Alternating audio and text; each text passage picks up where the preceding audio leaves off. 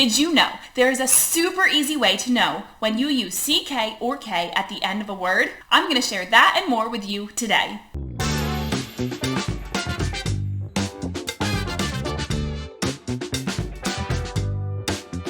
Welcome back to episode 12 of Phonics Rules for Teachers and How the Heck to Teach Them. Today we're going to be talking about the digraph CK and how to help our students know when to use CK at the end of the word versus using K at the end of the word.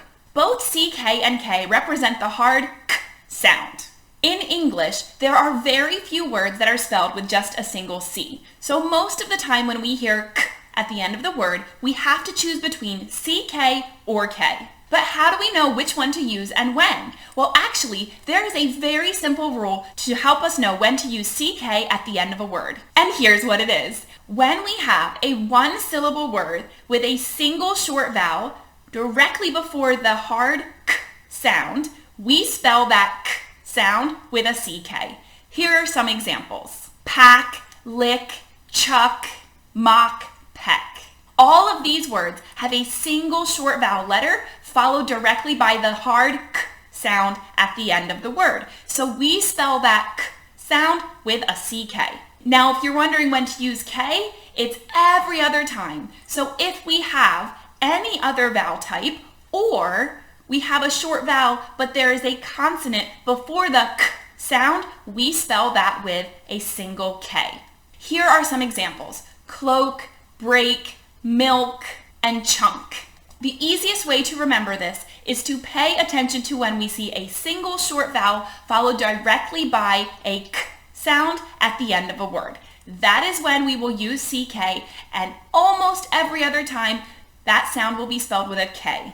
Our explanation today was super short, so let's jump right into how do we teach this to our students. First, I highly recommend using prompts and a rhyme to help them understand this concept. You can teach students when to use CK before they have learned other syllable types. Even if students only know closed syllables and short vowel sounds, you can teach them that when we hear K at the end of a single syllable word, directly after a single short vowel, we spell that with a CK.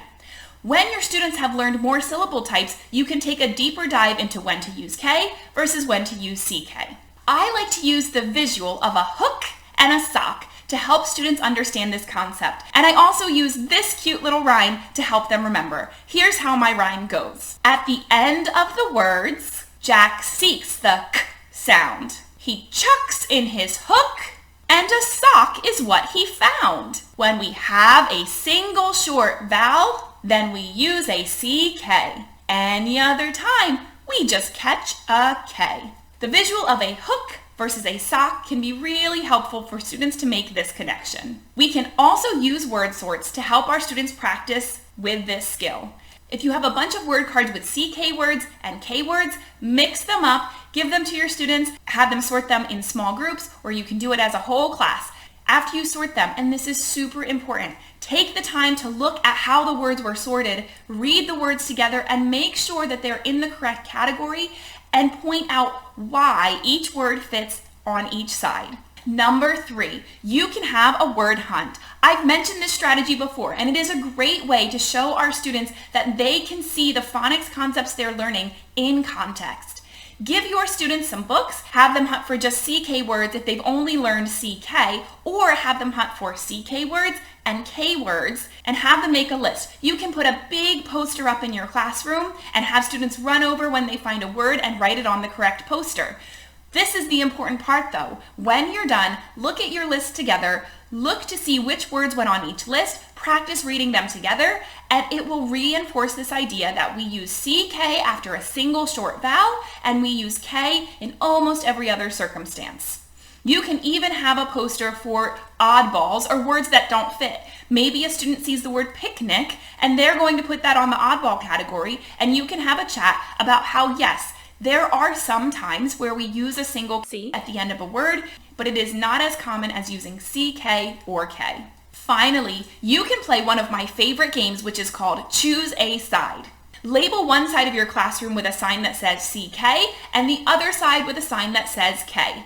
Say words out loud orally. Have students pick a side. So for example, if you say pick, they will go to the CK side. And if you say took, they will go to the K side. After they choose which side, either show the word on the screen or write it down on a whiteboard and show it to them and have a chat about why that word goes in that category. You can even make a list on the whiteboard as you're playing the game so they can visually see each word. It's important for them to understand this concept both in print and both when listening to words. So this game is great because it helps them work on it both orally and when it's written down. And there you go. CK versus K is going to be no problem for you and your students now that you know this simple rule. I'm Martha, and thank you so much for joining me for this week's episode. Don't forget to like and subscribe so you never miss an episode of Phonics Rules for Teachers and How the Heck to Teach 'em. See you next time!